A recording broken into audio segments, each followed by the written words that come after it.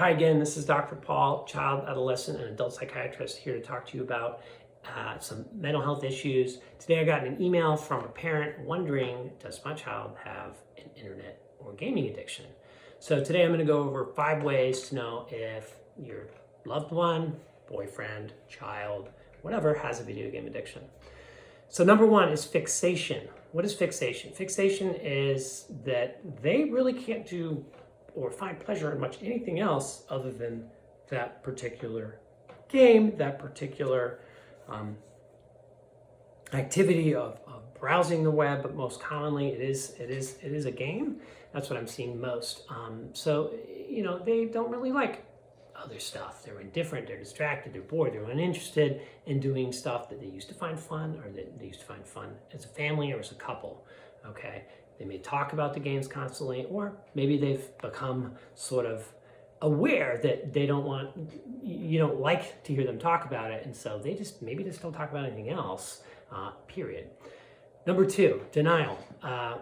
That person may get upset, may get irritated, annoyed, or just straight up say, I don't have a problem, there's no problem, even though you know that they're spending 5, 6, 7 hours a day doing these things. Extremely common. Number 3, loss of control. So maybe you've gotten to a point where you say, hey, we're going to put a limit on this, X amount of hours on the weekend, only after school. They can't follow it. They're sneaking around. They are breaking into the Wi-Fi code and figuring out how to get on there so they can play at night while you're asleep. And that is clearly a loss of control. That is clearly someone who is going to get in trouble, either if they're a kid, maybe a loss of privilege or whatever, or if it's a loved one, they're gonna get some negative attention there. That person's not gonna like that, and they do it anyway. Number 4, neglecting life. What does that look like? I think there's been a lot of literature coming out of Asia showing people that would just sit on these games all day long, not go anywhere, not even leave to go to the bathroom, like you see in gambling addiction quite commonly.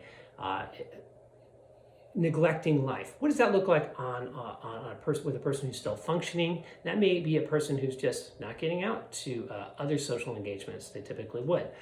Maybe not bathing, maybe not eating regularly, exercising regularly. These are all things that are sort of part of our normal lives, and those things start to fall away when someone becomes really addicted to playing. Number 5 is avoidance. So what is avoidance? Avoidance is maybe there's something that the child doesn't like to do, doesn't want to do, or that loved one doesn't want to do. Meeting in groups. Maybe they're socially anxious. Maybe they don't want to try something new, meet new people. And so they're using the game as a way to escape, a way to feel better. Okay, so that's a sign of low self-esteem, low self-confidence, maybe an anxiety or a mood disorder, and obviously not the best way to deal with it, not the most healthy way to deal with it, but it is the way that they're coping with it. So we want to have some empathy with people when they're in this situation, because they clearly don't have the skills to cope with it, and they're avoiding it. So those are the 5 signs that your loved one may have a gaming addiction or internet addiction disorder or issue.